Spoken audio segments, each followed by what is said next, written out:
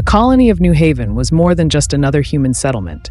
It was a statement, a declaration that humanity would not be confined to its birthplace. It stood as a beacon of progress, nestled on the edge of known space, a testament to human ingenuity and perseverance. Scientists, engineers, and pioneers worked tirelessly to shape this world into a home. Children laughed in artificial parks beneath the protective domes, while traders and diplomats prepared for the day humanity would extend its hand in friendship to the stars. New Haven was a dream made real, until the shadows came. In the silent watchtower of the Deep Space Monitoring Station Sentinel-12, Captain Elias Voss observed the void.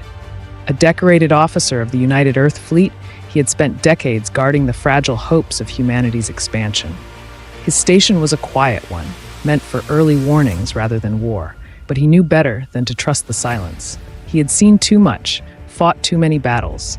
If history had taught him one thing, it was this: the universe was never truly empty, and peace was never permanent. The first anomaly appeared on long-range sensors, a flickering distortion, like a wound in the fabric of space. Then another, and another. Unidentified vessels loomed just beyond scanning range, their outlines shifting like phantoms. "Try to hail them," Voss ordered, his voice a razor's edge of calm. No response. "Send standard identification protocols." Nothing. The fleet of shadows moved as one, slipping closer in absolute silence. Then, all at once, they ignited. New Haven's sky turned to fire. The first wave of Crixel warships tore through the colony's defenses with ruthless efficiency.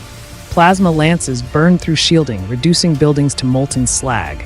Defensive platforms shattered under kinetic bombardments. Civilians ran, but there was nowhere to go. Scientists huddled in research labs, their final discoveries left unfinished. Children clung to parents as the world around them crumbled. There were no demands, no ultimatums, no mercy. Voss watched from Sentinel-12, helpless as New Haven fell. He clenched his fists as the cold realization took hold. This was not an invasion. It was extermination. Distress signals poured into the UF command network, voices layered in terror and finality. "This is Governor Hale of New Haven. We are under attack. We need immediate evac." Static. "They're everywhere. For God's sake, someone answer." Silence. A final transmission flickered through, a lone officer, blood staining his uniform, whispering into the terminal. "They're killing everyone. No surrender, no prisoners. If you're hearing this, don't reason with them. Don't negotiate." A deep breath, a look of resignation. "Make them pay." Then nothing. New Haven was gone. Earth demanded justice. The Galactic Council responded with bureaucracy. The Crixel claimed this was an unfortunate misunderstanding, the representative droned. A tragic miscommunication. He let the weight of the moment settle before continuing. "The galaxy will learn what happens when humanity is pushed too far." Dr. Antonov leaned forward. "How long until we're ready?" Voss smiled. It wasn't a pleasant smile. "We already are." Narrator, the time for diplomacy had passed. The Crixel's attack on New Haven had left billions dead, and the Galactic Council had chosen inaction. Humanity would not. Scene opens in a classified UEF war room, deep within Earth's military complex. The mission is set. We strike fast, we strike hard, and we make them regret the day they crossed us. No more warnings, no more negotiations. The command table lights up, showing holograms of the Crixel homeworld and key military targets. Admiral Chent, Operation Iron Hand will commence in secrecy. We will deliver a message that goes across the stars. Cut to a massive orbital dockyard above Mars. Warships, the likes of which the galaxy had never seen, are preparing for departure. Narrator, the First Strike Fleet. Earth's deadliest armada, forged in the shadows of conflict. Designed not for defense, but for domination. Zoom in on the flagship Indomitable, a behemoth equipped with prototype stealth systems and planet-breaking weaponry. These ships carry rail cannons that can pierce continents and cloaking tech that makes them ghosts. The Crixel won't see us coming until it's too late. Weapons charge, reactors hum, and crews ready for war. Inside the bridge of Indomitable, Captain Elias Voss stands, staring at a hollow image of New Haven before its destruction. Narrator, Captain Voss had been chosen for a reason. He was not just a warrior, he was a man consumed by loss. Voss, the screen. I remember the voices on the distress call, the cries, the silence that followed. His fists clench. This isn't war. This is justice. We strike first and we strike last. The Crixel will never hurt us again. The Galactic Council convenes in a vast chamber, their voices raised in panic. We must stop this madness. If humanity retaliates, the balance of power will shatter. Earth's ambassador, calm and resolute, stands. Ambassador Hayes, the balance of power shifted the moment you let the Crixel butcher our people without consequence. Your warnings are meaningless. The Council murmurs in fear, but no action is taken. Dr. Mira Antonov, an expert in alien relations, pleads her case aboard Indomitable. Antonov, Captain, the Crixel are a warlike species, but they may not comprehend the magnitude of their actions. Perhaps there's another way. Voss glares at her. They understood well enough when they slaughtered civilians. This is not a debate, Doctor. This is war. Antonov's expression hardens. She knows she has lost this battle. Engines roar. The First Strike Fleet exits slipspace above the Crixel homeworld. And so humanity's vengeance took flight. In the silence of the void, war had already begun. All ships engage stealth, we strike at dawn.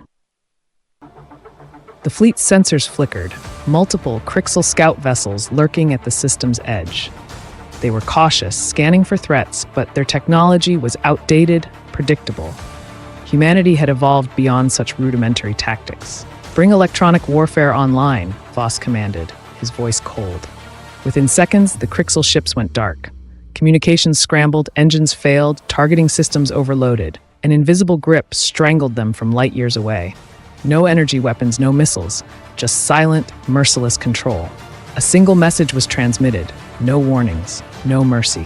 As the last scout vessel drifted lifelessly through the void, Voss turned away. We moved forward. They never saw us coming. The captured Crixel thrashed in its containment field, its mandibles clicking in defiance. It had been stripped of its armor, left vulnerable under the cold gaze of its captors. Dr. Antonov leaned in. Why did your people attack New Haven? What did we ever do to you? The Crixel chittered in amusement. Weaklings do not negotiate. They serve or die. Your kind was never meant to be a threat. Voss clenched his fists. The sheer arrogance. The dismissal of billions of lives as mere collateral. His rage burned deeper than before. They never even considered us worth fearing. He turned to the officers. Prepare the fleet. We burn their arrogance out of the stars. The First Strike Fleet drifted like shadows in the void. No signals, no emissions, silent phantoms slipping past Crixel sentries. Humanity's new stealth technology rendered them invisible to primitive detection systems. One by one, key supply routes were severed. Orbital shipyards collapsed in firestorms, their production lines gutted. Communication hubs flickered and died, leaving entire sectors blind. The Crixel homeworld remained oblivious until it was too late. The Crixel military scrambled in disarray, sending panicked distress signals. But there was no enemy to fight, no fleets to counter, only ghosts in the darkness, dismantling their empire piece by piece. We strike now. Voss slammed his fist on the war table. Total planetary assault. We leave nothing standing. Dr. Antonov shook her head. That would unite the entire galaxy against us. We need to force their surrender, not commit genocide. Tensions ran high. Some officers agreed with Antonov. Humanity needed to prove its strength, but not at the cost of becoming monsters. Others stood with Voss. There could be no peace with an enemy that saw them as nothing. The UEF High Command hesitated. The choice was brutal, final. The wrong decision could doom them all. Time was running out. The Crixel High Command received their first unfiltered reports. Supply chains obliterated, entire fleets gone silent, critical defenses compromised. Only then did they understand. Humanity wasn't a minor nuisance. It wasn't an inferior species. It was an apex predator. Desperation set in.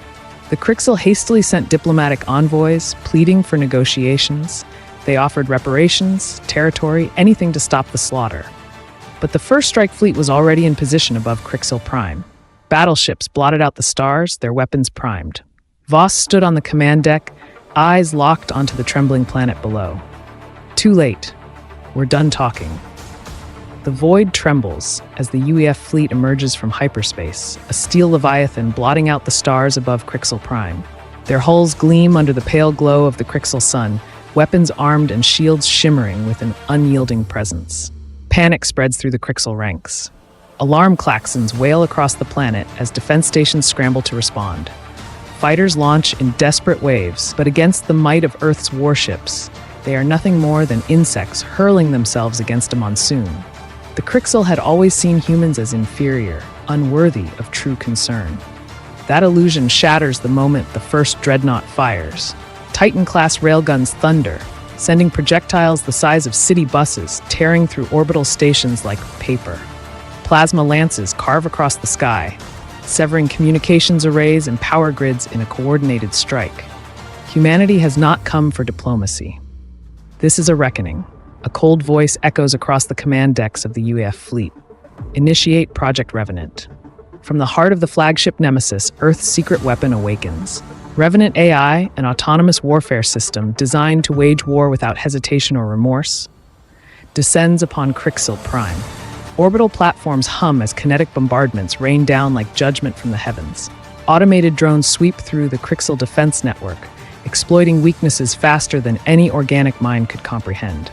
Citywide energy grids flicker and fail. Weapon systems shut down mid-firing sequence. Crixel generals, long accustomed to war, find themselves helpless against a force that does not tire, does not fear, and does not falter. Their defenses do not fall with screams of defiance. They fall in silence, as if the planet itself has accepted its fate. Across every surviving Crixel monitor, a transmission begins to play. It is not a demand, not a plea, just a statement, delivered in a voice that carries the weight of 1,000 lost souls. You wanted to see humanity's strength? The voice of Captain Elias Voss is calm, emotionless. Watch closely. The Galactic Council watches from their high chambers, powerless to intervene. Some lean forward in shock, others in dread.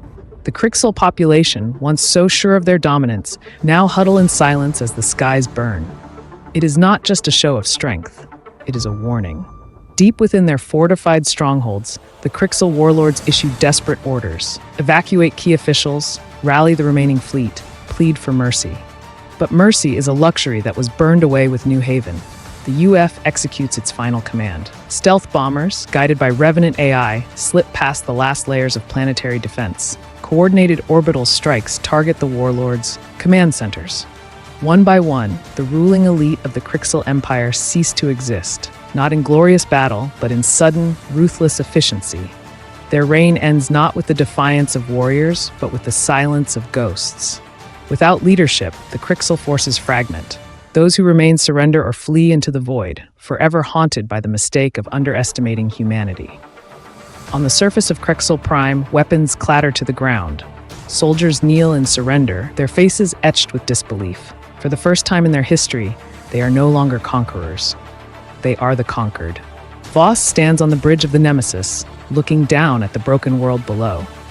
The mission is complete. Vengeance has been delivered. But as he stares into the abyss of Crixel's shattered cities, a question lingers in the back of his mind. Was this justice? No one dares to answer. The galaxy will never again underestimate humanity. That much is certain. But as the fleet turns back toward Earth, there is no celebration, no cheers of victory, only silence and the weight of what has been done. The Galactic Council convened in emergency session, their voices a cacophony of panic and outrage. The broadcast of humanity's ruthless efficiency in dismantling the Crixel regime had reached every corner of known space. The message was clear.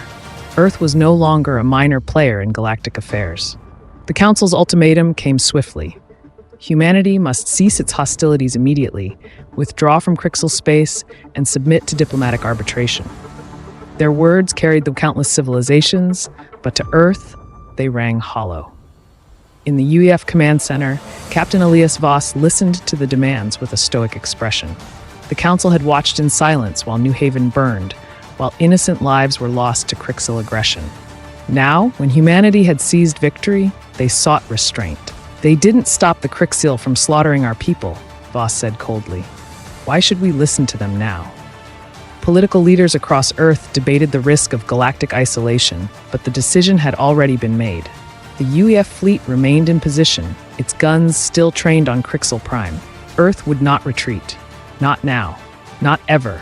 The Crixel, once the scourge of the outer colonies, now stood broken and humbled. Their warlords were dead, their military in ruins. The The surviving leadership, trembling before humanity's wrath, awaited their fate. Earth did not grant them mercy. A formal declaration was transmitted across all channels. The Crixel Empire would be dismantled. Their economy would be placed under human control. Heavy reparations would be extracted to compensate for the destruction of New Haven and the countless lives lost. Most damning of all, the Crixel would never again wield power unchecked. A permanent UEF military occupation would ensure their compliance. Some in the Galactic Council protested, claiming the terms were too severe. But Earth remained unmoved. Dr. Mira Antonov, the lone voice of caution within the UEF, watched as the once mighty Crixel bent the knee. "This isn't justice," she murmured. "This is domination." Yet, no one was listening. The war was over. Humanity had won. Across the galaxy, the news spread like wildfire. Species that had once dismissed humanity as insignificant now whispered their name in fear. Governments scrambled to reevaluate their treaties. Leaders debated whether to extend hands in friendship or fortify their defenses. For centuries, the galactic order had been stable. Now, Earth had shattered that illusion. Fleet movements increased. Old alliances fractured. Some sought to appease the humans, offering trade deals and diplomatic partnerships. Others braced for the possibility that they could be next. The UEF, once focused solely on defending Earth and its colonies, now found itself in a position of unprecedented power. Some within the military command saw an opportunity. Why stop with Crixel? Humanity had proven its superiority. Perhaps it was time to ensure that no species would ever dare challenge them again. Voss stood on the bridge of his flagship, watching as new orders filtered through. More fleets were being mobilized. More worlds brought under Earth's watchful eye. "This is just the beginning," he muttered. Dr. Mira Antonov stood in silence, staring at the galactic map projected before her. Human-controlled territories were expanding, Crixel space reduced to a mere shadow of its former glory. The galaxy had changed forever. But as others celebrated, she felt a deep unease. She had studied countless civilizations, analyzed the rise and fall of empires. History had a pattern. Conquerors never stopped at one victory.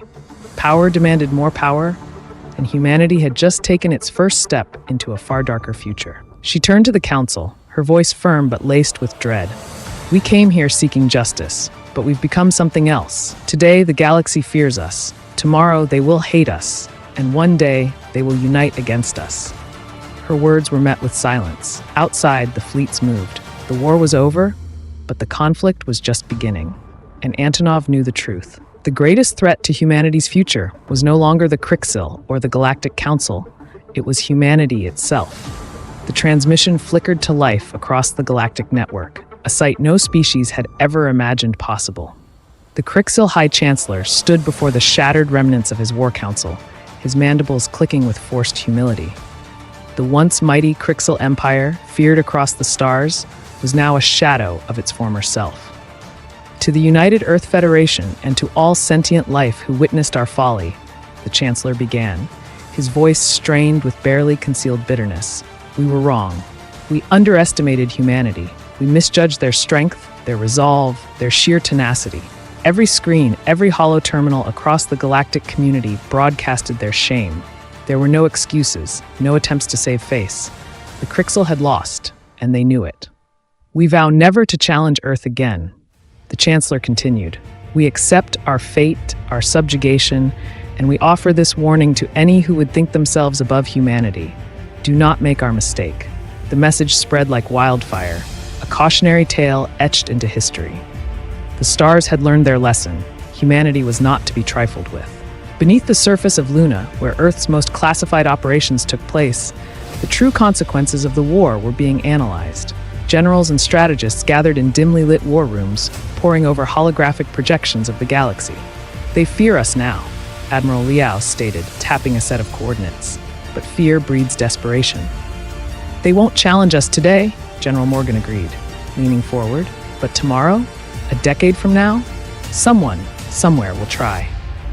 The data was undeniable. Intercepted transmissions, quiet diplomatic alliances, shifting trade agreements. The other galactic powers were reacting. Humanity had stepped into the light, but in doing so, they had cast a long shadow. "Begin silent mobilization," Morgan ordered. We fortify, we advance, and we prepare for the inevitable. Humanity had proven itself in battle. Now it had to prepare for the next war. Captain Voss stood alone on the bridge of the UF Indomitable. His gaze locked onto the smoldering remains of Crixil Prime. Fires still raged across the surface, entire cities reduced to ashes. Even now, the distant wails of the defeated carried through intercepted transmissions. Yet, there was no satisfaction in victory, no joy, only silence. Commander Ellison approached carefully. "Sir, the Council requests your report." Voss didn't turn. He simply watched, his expression unreadable. "They should have left us alone." The words were soft, almost lost in the hum of the ship's engines. But their weight would echo across the annals of history. The Crixil had learned. The galaxy had learned. And if they ever forgot, humanity would be there to remind them.